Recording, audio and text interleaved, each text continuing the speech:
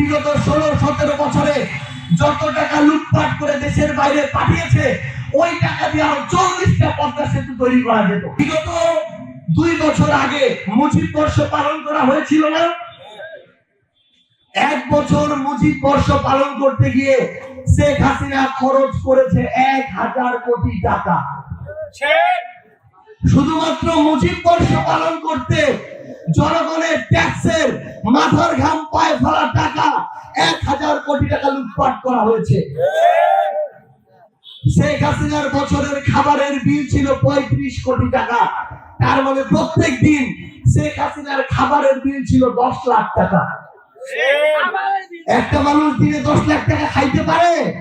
এটা কোনদিন সম্ভব? কারণ ওই খাবারের মধ্য দিয়ে শেখ হাসিনা চুরি করেছে, লুটপাট করেছে।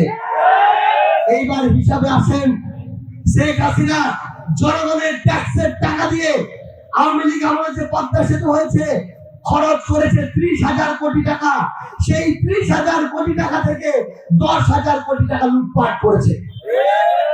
এবং বিগত 16-17 বছরে যত টাকা লুটপাট করে দেশের বাইরে পাঠিয়েছে ওই টাকা দিয়ে আরো 40টা পদ্মা সেতু তৈরি করা যেত।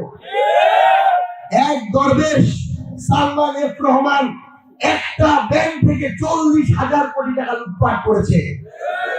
এক এস আলম ব্যাংক থেকে শুরু করে শিল্প প্রতিষ্ঠান, টেন্ডার থেকে শুরু করে বিদ্যুৎ সেক্টর থেকে বাংলাদেশের মানুষের 1 লক্ষ কোটি টাকা লুটপাট করেছে।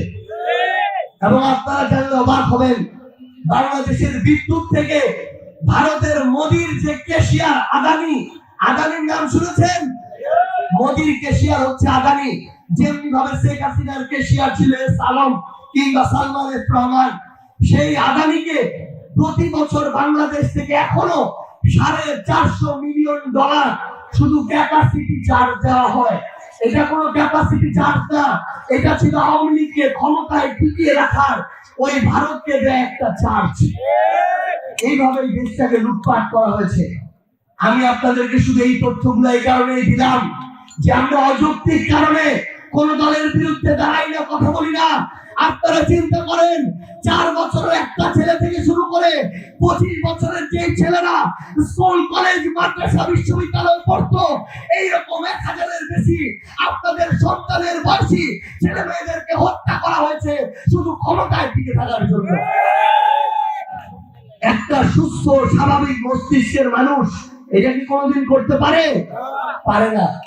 এই জন্য আজকের দিনে আমরা বর্তমান বিএনপি সরকারকে বলতে চাই, আপনারা এই খুনিদের বিচার করুন। শেখ হাসিনাকে ভারত থেকে ফিরিয়ে আনতে হবে, তবে এই শেখ হাসিনা ফিরে আসবে তার যে মৃত্যুদণ্ডের রায় হয়েছে সেই রায় কার্যকর হওয়ার জন্য, ওই ফাঁসির মঞ্চে দাঁড়ানোর জন্য।